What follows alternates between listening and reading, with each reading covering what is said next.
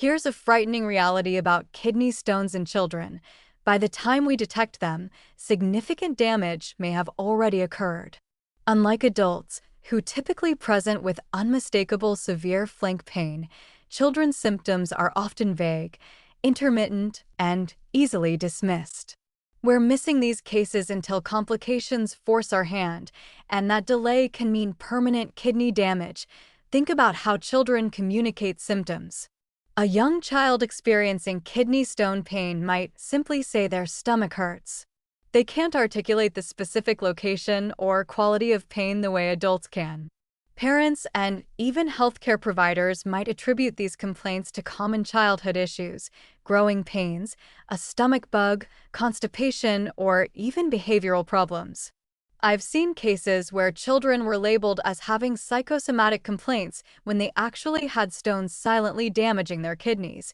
The pain patterns differ fundamentally from what we expect in adults. While adults typically experience that classic, severe flank pain radiating to the groin, children more often present with diffuse abdominal pain. It comes and goes. Between episodes, the child seems fine, leading families to think whatever it was has resolved. Meanwhile, the stone is still there, potentially causing obstruction, infection, or progressive kidney damage. The misdiagnosis patterns are deeply concerning. I've reviewed cases where kidney stones were initially diagnosed as appendicitis, leading to unnecessary surgical exploration. Others were treated repeatedly for urinary tract infections without anyone investigating the underlying cause, which was stones harboring bacteria. Some children underwent extensive gastrointestinal workups for recurrent abdominal pain while their kidneys were being irreversibly damaged. What we're learning about the timeline is particularly troubling. Stones can exist for months, even years, before causing symptoms obvious enough to prompt imaging. During that time, silent hydronephrosis, swelling of the kidney from backed-up urine, can develop. The kidney tissue is being damaged while the family remains completely unaware. There's a critical window where intervention could prevent permanent damage, but we're often missing it. Parents need education on subtle warning signs.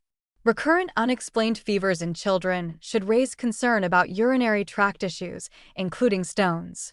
Changes in urination patterns, frequency, urgency, pain deserve investigation, not dismissal. Persistent abdominal complaints, even if they seem minor, warrant consideration of kidney problems.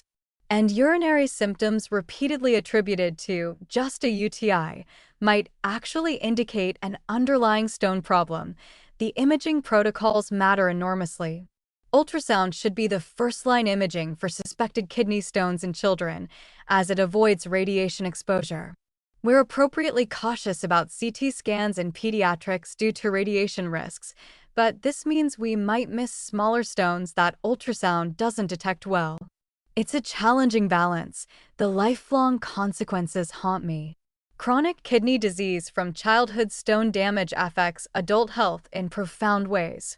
Growth can be impaired by undetected kidney dysfunction. Hypertension often develops from early kidney injury. We're setting these children up for a lifetime of health problems because we miss the silent period when intervention would have prevented it all.